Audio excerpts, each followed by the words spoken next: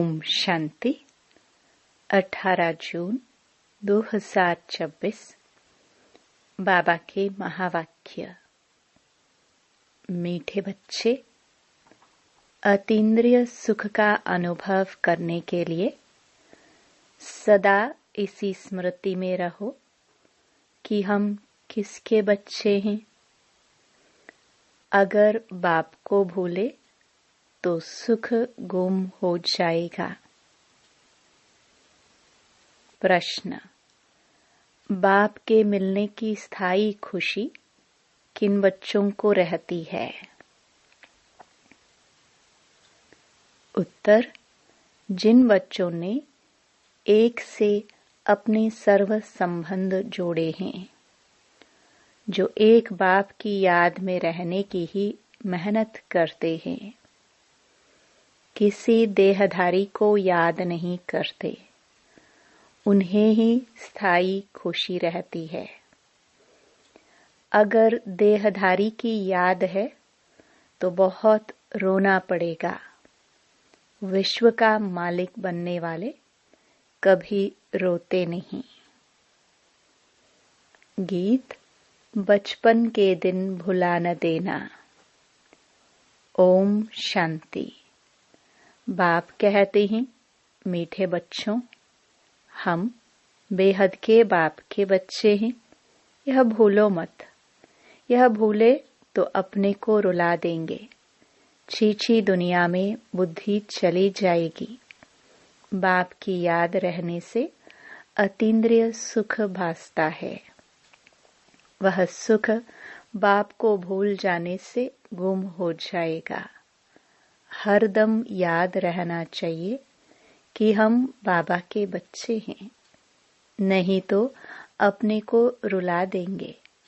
सब भगवान के बच्चे हैं। सब कहते हैं, हे बाबा, हे परम पिता परमात्मा, रक्षा करो। परंतु बाप से रक्षा कब होती है, यह किसको भी पता नहीं है। साधु संत आदि कोई भी नहीं जानते कि बाप से हमको मुक्ति, जीवन मुक्ति कब मिलनी है, क्योंकि भगवान को ही कण कण में कह दिया है। अब तुम बच्चे बेहद के बाप को जान गए हो। मोस्ट बिलवड बाप है। उससे प्यारी वस्तु और कोई होती नहीं। ऐसे बाप को न जानना बड़ी भारी भूल है। शिव जयंती क्यों मनाते हैं? वह कौन है, यह भी कोई नहीं जानते। बाप कहते हैं, तुम कितने बेसमझ बन गए हो। माया रावण ने तुमको क्या बना दिया है। अभी तुम बच्चे जानते हो, यह हमारी जन्मभूमि है। मैं हर 5000 वर्ष के बाद आता हूँ। वह फिर कह देते 40,000 वर्ष बाद, जब यह कलयुग पूरा होगा तब आएंगे। चित्र भी दिखाया जाता है त्रिमूर्ति का। त्रिमूर्ति मार्ग नाम भी रखा है, परंतु 3 मूर्ति ब्रह्मा, विष्णु, शंकर को कोई नहीं जानते। ब्रह्मा क्या करके गया, विष्णु और शंकर क्या करते हैं, कहाँ रहते हैं, कुछ भी नहीं जानते। बिल्कुल ही घोर अंधियारे में हैं। बाप है रचयिता। उनकी यह कितनी बड़ी रचना है, कितना बेहद का नाटक है। इसमें बेहद के मनुष्य रहते हैं। आज से 5000 वर्ष पहले जब सतयुग था, भारत में जब इन लक्ष्मी नारायण का राज्य था, तो और कोई राज्य नहीं था। भगवती श्री लक्ष्मी भगवान श्री नारायण को कहा जाता है। राम सीता को भी भगवान राम, भगवती सीता कहते हैं। अब यह भगवान नारायण, भगवती लक्ष्मी कहाँ से आए? राज्य करके गए हैं, परंतु उनकी जीवन कहानी तो एक भी नहीं जानते, सिर्फ गाते रहते हैं, हे भगवान दुख हरता सुख करता। परंतु यह किसकी बुद्धि में नहीं आता। वह दुख हरता सुख करता कैसे है? कौन सा सुख सबको दिया और कब सबका दुख हरा? कुछ भी नहीं जानते। तुम बच्चे अभी यहाँ राजयोग सीख रहे हो, भगवती लक्ष्मी भगवान नारायण बनने के लिए। जानते हैं भगवती सीता भगवान राम भी बनने का है। 8 जन्म सतयुग में पूरे करके फिर राम सीता के राज्य में आने वाले हैं। 21 जन्म के लिए बेहद की राजाई तुम यहाँ स्थापन कर रहे हो। तुम भगवती भगवान स्वर्ग के मालिक बन रहे हो। स्वर्ग कोई आसमान में नहीं है, यह भी किसको पता नहीं है। बिल्कुल ही तुच्छ बुद्धि है। कहते हैं फलाना स्वर्ग पधारा, परंतु समझते कुछ भी नहीं है। अच्छा, क्या क्रिश्चियन बौद्धी सब हेवन में जाएंगे? वह बाद में आकर अपना धर्म स्थापन करते हैं, तो फिर वह स्वर्ग में कैसे आ सकते? स्वर्ग किसको कहा जाता, यह भी उनको पता नहीं है। सन्यासी लोग कहते ज्योति ज्योत समाया, कोई फिर कहते निर्वाण धाम गया। निर्वाण भी तो लोक है ना, वह तो निवास स्थान है। ज्योति ज्योत में लीन होने की बात ही नहीं। ज्योति में मिल जाए तो फिर तो आत्मा ही खत्म हो जाए, खेल ही खत्म हो जाता है। इस ड्रामा से कोई भी आत्मा छूट नहीं सकती, कोई भी मोक्ष को पा नहीं सकते। गीत का अर्थ भी कोई समझते नहीं है। न जीवन मुक्ति का अर्थ समझते हैं, न आत्मा परमात्मा का अर्थ समझते हैं।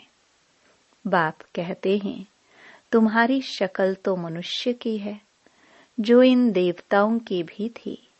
सतयुग आदि में देवताएं थे। उन्हों का 25,000 वर्ष राज्य चला। बाकी 25,000 वर्ष की बात है, जिसमें और सब धर्म आते हैं। 5,000 वर्ष के बदले मनुष्य कह देते लाखों वर्ष कल्प की आयु है। परंतु तुम्हारी बात समझने के लिए भी नहीं आएंगे। हाँ, आएंगे भी वही जिन्होंने कल्प पहले आकर समझा होगा। पहले तो समझाना है। एक है हद का सन्यास, जो सन्यासी लोग घर बार छोड़ जाए जंगल में रहते हैं। पहले पहले वह सतो प्रधान थे, फिर अब तमो प्रधान बने हैं, तो जंगलों से लौटकर आए, बड़े बड़े महल बनाए हैं। इन सन्यासियों ने भी पवित्रता के आधार पर भारत को थमाया जरूर है, भारत की सेवा की है। यह सन्यास धर्म नहीं होता तो भारत एकदम विकारों में जल मरता, पतित बन जाता। यह भी ड्रामा बना हुआ है। उन्हों में पहले पवित्रता की ताकत थी, जिससे भारत को थमाया है। इन देवताओं का जब राज्य था तो भारत कितना साहूकार था। इन्हों के इतने बड़े बड़े हीरे जौहरों के महल थे, वह सब कहाँ गए? सब नीचे चले गए। लंका और द्वारिका के लिए कहते हैं समुद्र के नीचे चली गई। अभी तो है नहीं। सोने के महल आदि सब थे ना। जब मंदिरों आदि में हीरे जवाहरात लगा सकते हैं तो वहां क्या नहीं होगा। कितनी तुम बच्चों को खुशी होनी चाहिए। बाबा फिर से आया हुआ है, कहते हैं बाप को याद करो। याद एक को ही करना है जिससे विक्रम विनाश होते हैं, परंतु वह भूल जाते हैं और देहधारी की याद आ जाती है। देहधारी की याद से तो कुछ भी फायदा नहीं। बाप कहते हैं मामेकम याद करो। किसी भी देहधारी को याद नहीं करो। अम्मा मरे तो भी हलवा खाना। एक बाप की याद से ही कमाई है। हम शिव बाबा के बच्चे हैं, उनसे वर्षा लेना है। इस समय बाप को याद नहीं किया तो फिर बहुत पछताना पड़ेगा, रोना पड़ेगा। विश्व के मालिक बनने वालों को रोने की क्या दरकार है।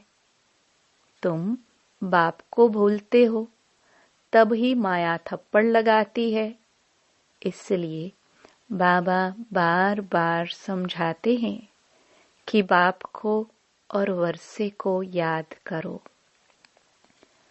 अमरनाथ ने अमरपुरी में एक पार्वती को तो बैठ अमर कथा नहीं सुनाई होगी। जरूर बहुत होंगे। जो भी मनुष्य मात्र है, सबको बाप समझाते हैं कि अब पतित मत बनो। यह अंतिम जन्म पवित्र बनो। वहां स्वर्ग में कोई विकार नहीं होते। अगर वहां भी विकार होता तो फिर स्वर्ग और नरक में फर्क क्या हुआ। देवी देवताओं की महिमा गाते हैं। सर्वगुण संपन्न, 16 कला संपूर्ण है। भगवान आकर भगवान भगवती ही बनाएंगे। सिवाय भगवान के कोई बना ना सके। भगवान तो एक ही है, गाया भी जाता है। भगवान भगवती की राजधानी। यथा राजा रानी तथा प्रजा भी वही होगी। परंतु भगवान भगवती कहाँ नहीं जाता। इसलिए कहा जाता है आदि सनातन देवी देवता धर्म। यह किसको पता नहीं है। इनकी ब्रह्मा की आत्मा को भी बाप समझाते हैं। एक बाप की, एक दादा की 2 आत्माएं हैं ना। एक आत्मा 84 जन्म लेती है, दूसरी आत्मा पुनर्जन्म रहित है। बाप कभी पुनर्जन्म नहीं लेते हैं। एक ही बार आकर सारे विश्व को पवित्र बनाने के लिए हमको राजयोग सिखाते हैं। बाप तुमको समझाते हैं मैंने इनमें प्रवेश किया है। यह 84 जन्म भोग आए हैं। अब इनके बहुत जन्मों का यह अंतिम जन्म है। अब मैं निराकार हूँ, तो कैसे आकर बच्चों को राजयोग सिखलाऊं। प्रेरणा से तो कुछ हो ना सके। श्री कृष्ण भगवानुवाच तो हो ना सके। वह कैसे आ सकता है। वह तो है ही सत्युग का प्रिंस। 16 कला संपूर्ण। फिर त्रेता में होते हैं 14 कला संपूर्ण। फिर द्वापर में श्री कृष्ण को क्यों ले गए हैं। उनको तो पहले आना चाहिए। बाप समझाते हैं पहले बाप को याद करो, नहीं तो माया एकदम थप्पड़ मार देगी। छुई मुई का एक झाड़ होता है, हाथ लगाओ तो मुरझा जाए। तुम्हारा भी ऐसा ही हाल होता है। बाप को याद नहीं किया और खलास। गीत में भी सुना, बचपन के दिन भुला नहीं देना। बाप को भूले तो कहां न कहां चोट लग जाएगी। बाप कहते हैं तुम हमारे बच्चे हो ना। ये शरीर तो विष से पैदा हुआ है। वह इनके लौकिक माँ बाप हैं। यह तो है पारलौकिक बाप, और इनको फिर अलौकिक बाप कहा जाता है। यह हद का था, फिर बेहद का बन गया। अभी देखो, यह लौकिक बच्ची निर्मल शांता बैठी है। यह लौकिक भी है, अलौकिक भी है, पारलौकिक भी है। बाकी शिव बाबा के तो भाई बहन है नहीं, न लौकिक, न अलौकिक, न पारलौकिक। कितना फर्क है। एक बाप का बनना मासी का घर नहीं है। ऐसे बाप से संबंध जोड़ना है, टाइम लगता है। शिव बाबा की याद में रहना बड़ी मेहनत है। कई 50 वर्ष से रहने वाले भी सारा दिन शिव बाबा को याद भी नहीं करते, ऐसे भी है। और सबको भूल एक को याद करना बहुत बहुत मेहनत है। कोई 1% याद करते हैं, कोई 2%, कोई ½% भी मुश्किल याद करते हैं। यह बड़ी भारी मंजिल है। तो बाप समझाते हैं, बचपन को नहीं भूलना। बाप से स्वर्ग का वर्षा मिलता है। तुम जानते हो, हम जीते जी मरकर बाप के आकर बने हैं नई दुनिया में जाने के लिए। तो तुम्हें स्थायी खुशी रहनी चाहिए। ओहो, हम डबल सरताज बनेंगे। मनुष्य थोड़े ही जानते हैं कि सतयुग में इन देवताओं को 16 कला संपूर्ण, फिर 14 कला संपूर्ण क्यों कहते हैं। कुछ भी नहीं जानते हैं। ये भक्ति मार्ग के शास्त्र आदि फिर भी बनेंगे। यह हठ योग, तीर्थ यात्रा आदि सब फिर भी होंगे, परंतु इससे क्या होगा? क्या हेवन में जाएंगे? नहीं, बहुत रिद्धि सिद्धि से काम करते हैं। रिद्धि सिद्धि वाले बहुत हैं। हजारों मनुष्य उनके पिछाड़ी पड़ते रहते हैं।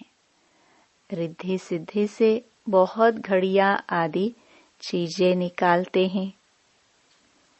यह थोड़े ही समझते कि यह अल्पकाल के लिए सब है। इसमें बहुत मेहनत करनी पड़ती है। यह रिद्धि सिद्धि आदि सीखने की भी किताब होती है। कितने लाखों मनुष्य उनके पिछाड़ी पड़ते हैं। तुम जानते हो, हमको बाबा से स्वर्ग का वर्षा मिलता है। इन आंखों से जो कुछ देखते हो वह नहीं रहेगा। बाप समझाते हैं, तुम अशरीरी आए थे, फिर शरीर साथ पाठ बजाया। अगर 84 लाख का हिसाब किताब बताए तो 12 मास लग जाए। हो ही नहीं सकता। 84 जन्मों का हिसाब किताब बताना तो बिल्कुल सहज है। तुम 84 का चक्कर लगाते रहते हो। सूर्यवंशी हैं तो चंद्रवंशी नहीं।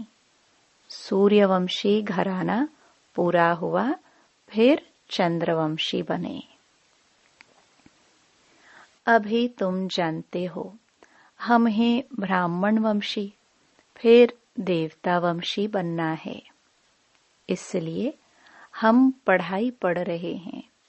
फिर सीढ़ी नीचे उतरते उतरते वैश्य शूद्र वंशी बनेंगे। अभी अपने 84 जन्मों की स्मृति आई है। यह चक्कर भी याद करना पड़े। बाप को याद करने से एवर हेल्दी, एवर वेल्दी बनेंगे। पाप कट जाएंगे। चक्कर को जानने से चक्रवर्ती बन जाएंगे। तुम जानते हो, यह पुरानी दुनिया कब्रिस्तान बननी है। कुछ भी नहीं रहेगा, खत्म हो जाएगा।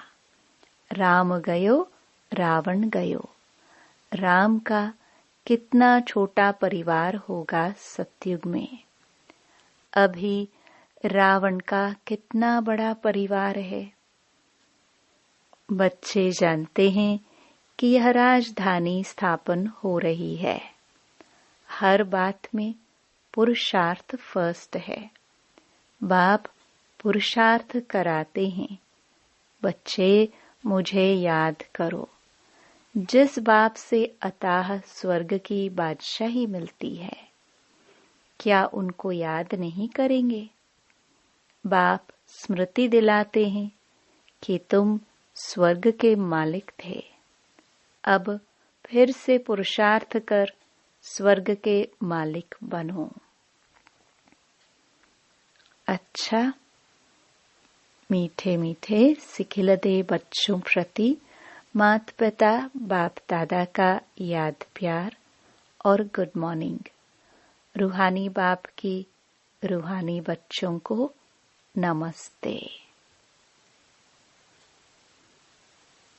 धारणा के लिए मुख्य सार। पहला, कभी भी किसी बात में छुई मुई नहीं बनना है। ईश्वरीय बचपन को भूल मुरझाना नहीं है। इन आंखों से जो कुछ दिखाई देता है उसे देखते भी नहीं देखना है। दूसरा, एक बाप की याद में ही कमाई है, इसलिए देहधारियों को याद कर रोना नहीं है। बाप और वर्षे को याद कर विश्व की बादशाही लेनी है।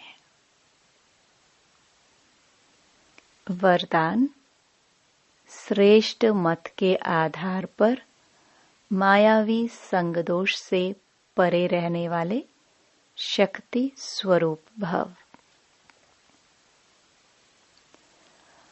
बच्चों की एक कंप्लेन रहती है कि संबंधी नहीं सुनते, संग अच्छा नहीं है, इस कारण शक्तिशाली नहीं बन सकते।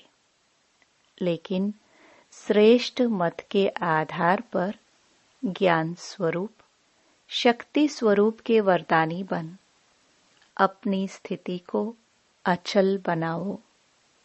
साक्षी होकर हर एक का पाठ देखो, अपने सतोगुणी पाठ में स्थित रहो। सदा बाप के संग में रहो तो तमोगुणी आत्मा के संग के रंग का प्रभाव पड़ नहीं सकता। स्लोगन, कर्मयोगी वह है जो कर्म के कल्प वृक्ष की डाली पर बैठ कर्म करते भी उपराम स्थिति में रहे। ये अव्यक्त इशारे। सदा हर्षित रहने के लिए अपनी नेचर को सरल बनाओ, सहनशील बनो। जैसे कोई की विशेष नेचर होती है, उस नेचर के वश न चाहते भी चलते रहते हैं। कहते हैं चाहती नहीं हूं, लेकिन मेरी यह नेचर है। ऐसे आप बच्चों की सरल नेचर हो, जो सबको अनुभव हो कि यह सहज योगी स्वतः योगी है।